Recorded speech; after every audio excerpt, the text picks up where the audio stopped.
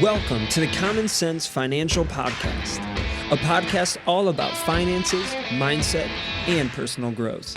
The goal? Helping you make smart choices with your money in your home and in your business. And now your host, Brian Skrobonja.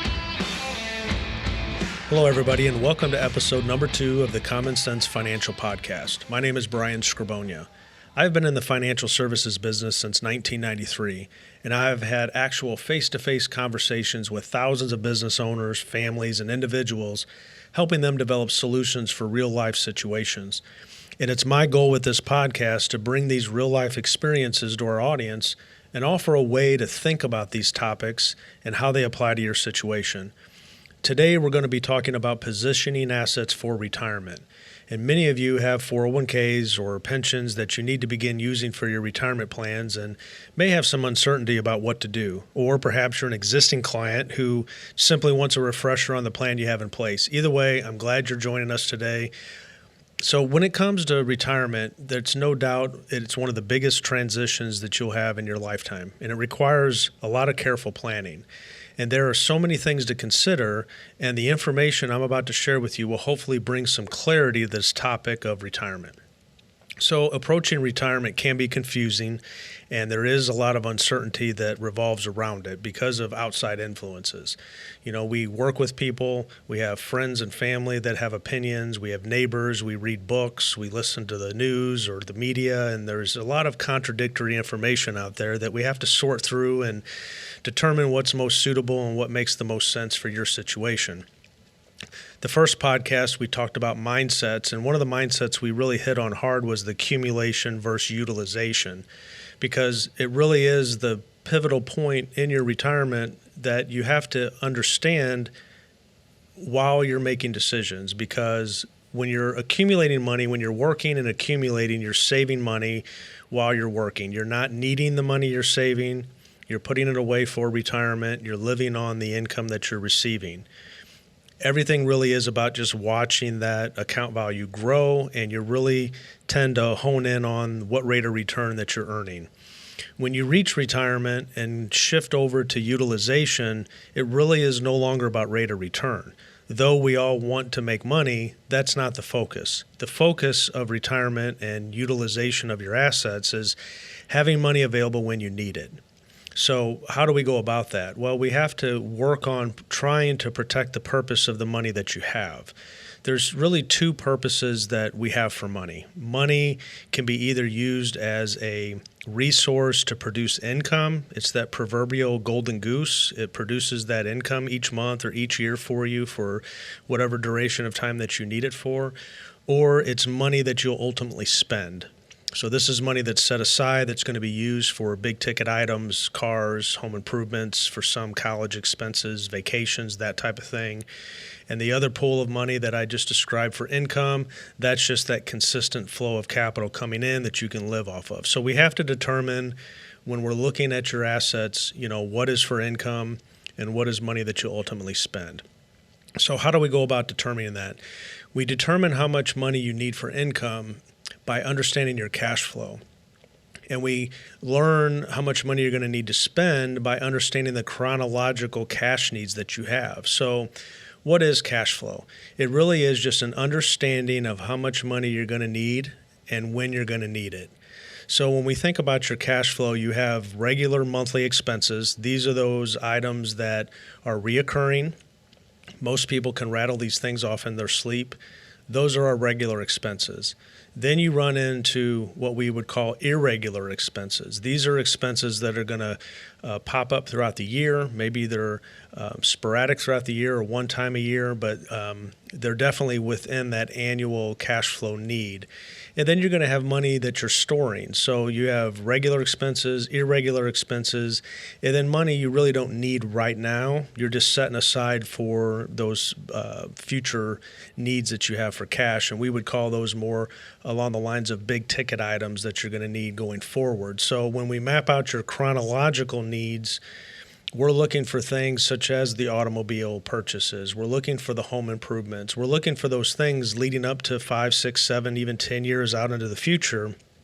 So we understand when we're storing that money, how it's ultimately going to be used and when you're exactly going to need to use it. So if we want to make sure that you have money available when you need it, it makes sense to think that we first have to know how much you need and when you need it. So that is really what cash flow is all about. And you have to understand all of this before you can have a retirement plan in place, because there's really no way to work on a plan to have money available when you need it if you don't know what you need or when you need it and how much you have to put towards it. It just won't work. So your cash flow design really becomes our blueprint for how to arrange the assets that you have. And I'm going to walk you through a couple of examples of 401k positioning and pension elections to try to bring this together for you. Once we know the purpose of the money, we can then focus on arranging your assets to fulfill its purpose. And the purpose being either using the money for income or using that money to ultimately spend on big ticket items. So let's look at an example here. So let's say that hypothetically, you have $500,000 sitting in a retirement plan at work, a 401k, perhaps even a pension. And let's also assume that you need $4,000 a month to live on. And we know when you get ready to retire, you're going to have $2,500 a month of that being fulfilled through Social Security. So $4,000 a month need, $2,500 a month coming in from Social Security. So that leaves a $1,500 a month deficit.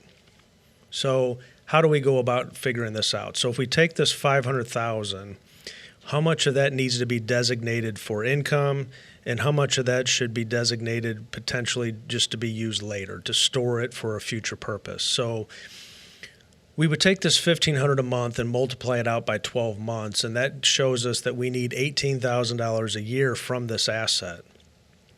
Now, there's different distribution rates that we can assume. We can assume a 4%, 5, 6. Let's just land in the middle and say that we're shooting for a 5% distribution rate. So if we take this $18,000 and we divide our 5% distribution rate into that, that tells us that we need a principal amount of $360,000. So $360,000 of that $500,000 that you have sitting in your retirement account, we would, in this example, earmark that for income. We would take that $360 and shoot for a 5% distribution rate, which gives you your $18,000 a year or your $1,500 a month, which then fills the gap in that budget of needing $4,000 a month, $2,500 a month from Social Security, and then $1,500 a month coming in from your 401k or retirement asset of $360,000. That's how we go about doing that. Now, there are some financial advisors out there who want to lead and discuss with you products with an attempt to sell a benefit of a plan without first determining what your needs are and what you really want to try to accomplish. And so these products are not necessarily a bad product, but it may not be suitable for what you're looking for, or perhaps not all of your money should be being put into these types of programs. So we're not getting into products today. We're just talking about conceptual ideas and helping you think through these things. But you really have to understand your cash flow before making any decisions about distributing your 401k or pension. Hopefully it's starting to click and starting to make sense as to why that is so important, because a lot of times people, when they're working, they tend to think that, hey, I've got money left over at the end of the month. We're pretty comfortable. I don't need to be tracking things. I really don't need to be planning things. I get a bonus every year, or I have plenty of money coming in. That's really not a good idea. If in order for us to maximize your cash flow, maximize the use of the money that you have, we really need to be working on a cash flow strategy from day one. However, when you hit retirement age, it is more and more critical to get this ironed out.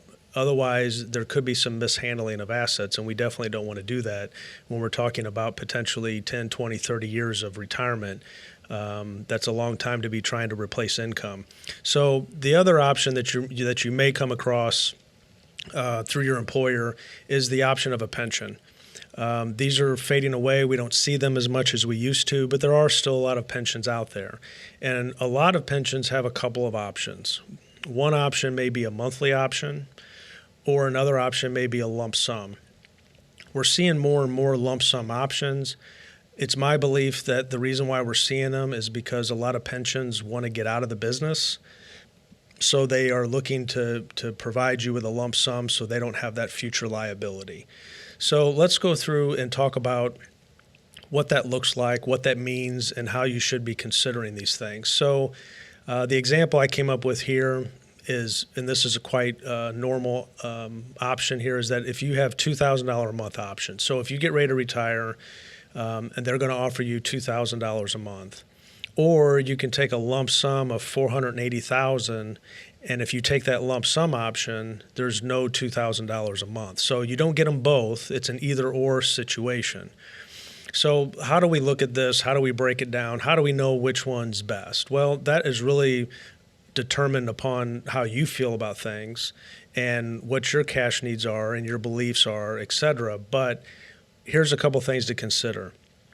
If you take this $2,000 a month benefit, you are literally giving away the $480,000. So you're forfeiting that money for the pension provider to keep that money and just provide you with the $2,000 a month benefit. So you're 100% reliant on them being solvent, 100% reliant on them making good choices to where that $2,000 a month continues to come into you for a lifetime.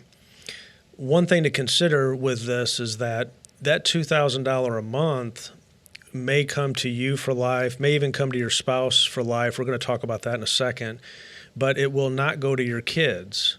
So if you have a benefit that's being received and it's going to you or it's going to your spouse and then you both die, it stops.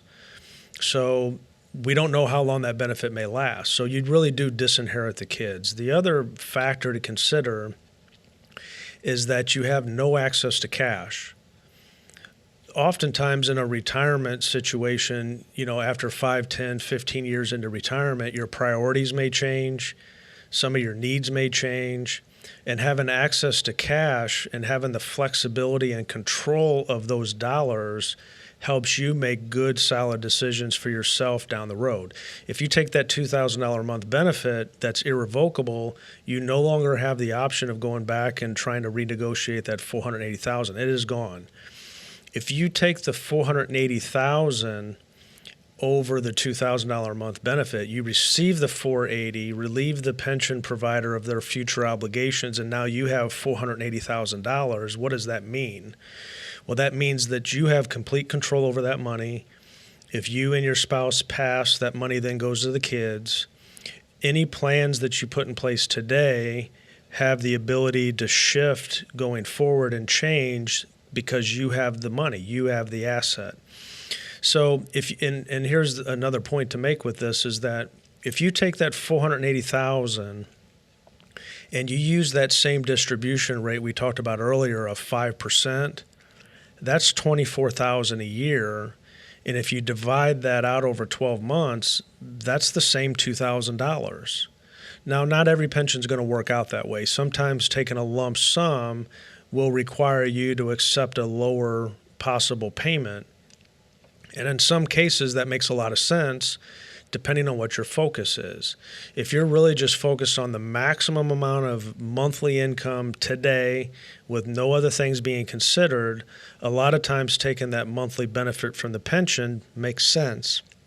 However, if you may not need the income right away, or you want to have some flexibility, or you want to have control over that money, or you don't like the idea of giving that money away to the pension if you die, you and your spouse die and the kids don't get anything, then it is advisable to take the lump sum option and forfeit the $2,000 a month. So that's how to view that. I'm not saying one's right and one's wrong. I'm just saying that you do have choices and things to consider there before you just make that election, because it is irrevocable. Now, in some pension situations, a lump sum is not even an option. You may have a $2,000 a month benefit, and that's what you get. But with those, oftentimes there are spousal benefits that are tied into them. So for an example, let's take that same $2,000 a month. That may be a benefit that's received while you're living, so you'll receive that for the rest of your life. But if you pass, then your spouse gets nothing. Another option may be that you take what they call a reduced option, and you receive $1,500 a month, But if you pass away, your spouse continues to get that $1,500 a month, okay? So that's a popular option. A lot of times people want to take care of their spouse, and the spouse, of course, wants to be taken care of. But again, just like with everything, we have to dig down into the details and really try to figure out what's going on. So let's do that. So if you take that $2,000 a month versus that $1,500 a month that you're voluntarily taking a reduction, that's a $500 a month difference. That really is what we would call a $500 a month cost, because you could be taking $2,000, instead you're taking $1,500 for a benefit that would be received when you die. So if you take the $1,500 a month, that's $500 that you're giving up back to the pension. You're giving that $500 a month up because you know that $1,500 a month you're receiving would continue to your spouse if you die. So when you think about that, you're paying a $500 a month cost, or what we would call a premium, for a benefit that's received when you die. And when you think through that for a second, that's kind of the definition of life insurance, isn't it? You pay a premium every month for a benefit that's received when you die. That's what you're doing with the pension. There's a couple of things to consider with that kind of ties into exactly what we talked about a second ago, is that if you take that reduced benefit and you die, your spouse gets the reduced benefit, but if she dies, then the kids don't get anything. Or in some pensions, if your spouse dies before you, you may not have anything paid out to anybody. So there's just some what we would call a pension trap there that we want to be careful of. So this $500 a month is a cost that you're paying. Now, think about this for a second. A lot of pensions have what they call cost of living adjustments built in, or a short acronym for that's COLA.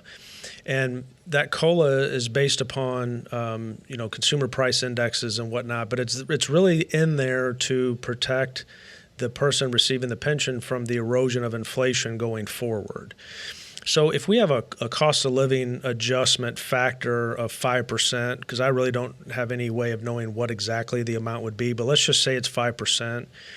Now, this is going to be a benefit to you when you're receiving that $1,500 a month, because you're getting 5% on that each year. But it also works against you in a way, because that $500 a month cost that you have for that pension also is being affected by that cost of living, because it's lost opportunity there. If you would have taken that $2,000 a month, you would be receiving $2,000 or 5% on the $2,000. Because you took the $1,500, you're getting 5% on the $1,500. So we have to look at that $500 that you're giving back to the pension department, because if you take that 5% on that $500 a month over 10 years, that's $750 a month now that you're paying for a benefit that'll be received when you die. In 20 years, it would be $1,250, and so on. So it's kind of similar to this, is that what if your insurance person came to you and said, hey, we have a really good idea for you.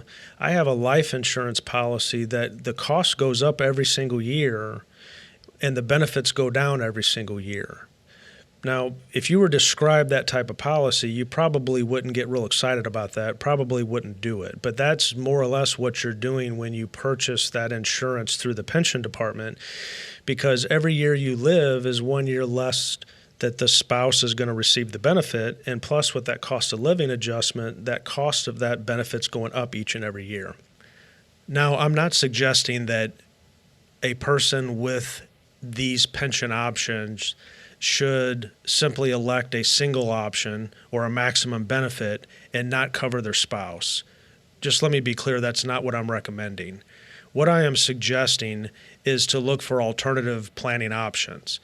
By using a personal life insurance policy that's outside of your pension, what you're doing is you're creating more control of how much life insurance you purchase.